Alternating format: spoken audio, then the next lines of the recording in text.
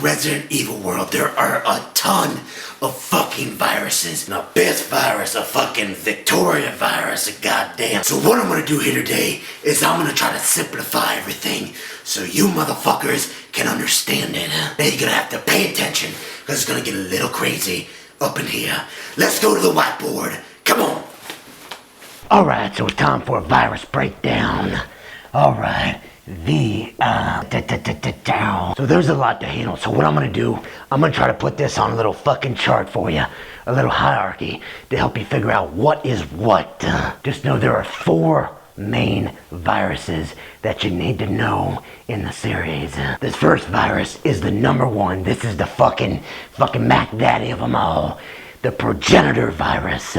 Boom, right there. This is the motherfucker that started it all. It was founded by Edward Ashford, James Marcus, and Oswald Spencer. The 3 motherfuckers responsible for founding the Umbrella Corporation. First discovered this shit back in 1967, based out of somewhere in West Africa. The main thing you need to know about this is the basis of every other virus in the entire franchise. Thank God they kept with that. The next main virus is the meat and potatoes of the whole fucking franchise. We talking the T virus. Everybody's heard about it. You know what it is. Now that is the standard, the whole zombie virus from the first couple Resident Evil games. I know what you're wondering. Hey, Jigsaw, how did they come up with the T virus from the fucking Progenitor, huh? Simple science, motherfuckers. They took the Progenitor virus and they merged it with some leech DNA. And after some testing, they came up with the T virus, aka the Tyrant Virus. Now under this T virus, we got a whole nother branch of viruses. The T Veronica Virus, the T Abyss Virus, and that T Phobos Virus right there. Now I'm not gonna go into too much detail on the Abyss and the Phobos Virus because they're not as big in the franchise. The Abyss Virus is what you'll see in the Resident Evil Revelations game. Get a whole bunch of those little fucking creatures and underwater fucking things. The fucking things that move like this. That's what is infected with the T-Abyss virus. Following up right here with the Revelations 2 game. The Phobos virus. That basically is a virus that's different than any other. You hook up to a monitor and you're infected with a virus and it doesn't initiate until your fear factor messes with your mind. When your fear factor elevates, then you become infected. And you turn. Well, let's talk about the Victoria Virus for a minute because it's a little on the fucking higher end of the virus scale. It was named after Victoria, the head of the whole Ashford household. A real cunty looking bitch. It was featured in the games, hey, you guessed it, Code Veronica X and Code Veronica. Now the Veronica Virus is a variation of the T virus created by Alexia Ashford, who was the artificially created granddaughter of Edward Ashford, one of the co-creators of Umbrella. Stick with me. Where the standard T virus is created with the Progenitor mixed with leech DNA, the Victoria virus is mixed with the Progenitor and some genes from a queen ant.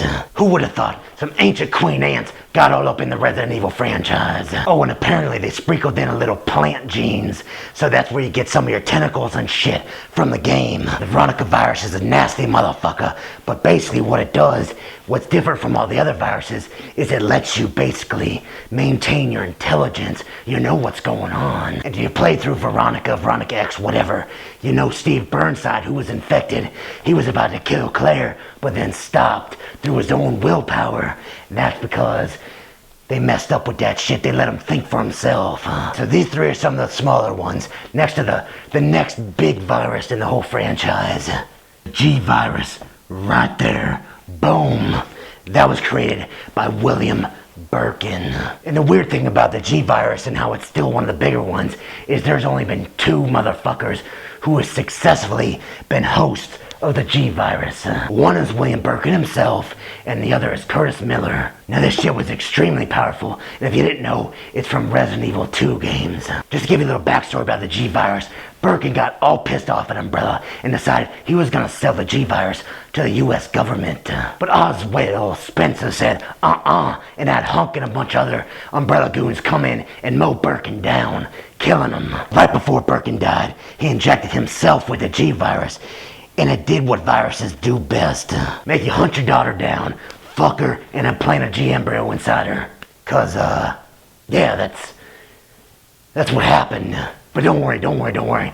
Leon and Claire performed a little abortion on little Sherry Birkin right before it was too late. And before I move on to the other third one, there was one other little virus that was a combination of the T and the G virus.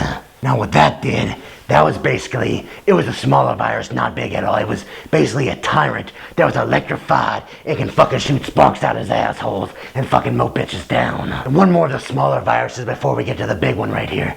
We had a mixture of the G virus and the T Veronica virus. And that, motherfuckers, was the result of the C virus. That's what you're seeing in Resident Evil 6 with all them fucking Javo motherfuckers. In the C virus, when you're infected, you turn kind of into a zombie, but you have full motor skills. You can use guns and shit. I hate them motherfuckers, by the way. You can use guns and shit and do stuff. Like at the end of Resident Evil 6, when Piers was when he infected himself and saved Chris, he did all that shit on his own. But he was infected with the virus. Another little tidbit about the C virus. Apparently Wesker's kid, Jake, from Resident Evil 6, carries some shit in his blood. And it helps to create the antivirus for the C virus. But now on to the other Mac Daddy of them all. We talking Ouroboros. Now the Ouroboros virus is an advanced strain of the Progenitor Virus. And this bad boy was created by none other than Albert Wesker himself. He also injected himself with the Ouroboros virus, giving him that Matrix fucking superpowered bullshit. The motherfucker was hard as shit to shoot, let me tell you. Now this virus is still out there. It was featured in Resident Evil 5. It's also featured in Revelations 2. Now just like the G virus, which only had 2 hosts, Ouroboros virus was only compatible with 3 motherfuckers. Albert Wesker, his sister Alex Wesker, and Neil Fisher.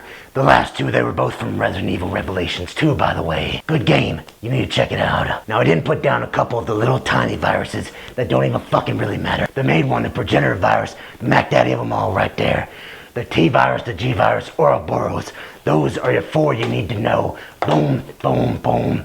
Boom. I'm sorry, I hope this wasn't the hardest thing in the world to follow. It's a little on the complicated side, but I think out of all the information I read, I gathered, and I know this is the simplest way to present it, and I think I did a pretty good fucking job. So I hope you enjoy the Resident Evil virus breakdown. Oh wait, before I go, I know what you're thinking. Oh, hey Jigsaw, wait a minute, you're forgetting about the virus in Resident Evil 4.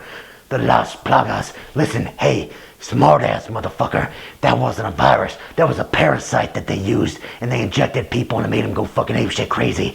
Not a virus, a parasite. Come on, boom. Do your homework, kid. Do your homework.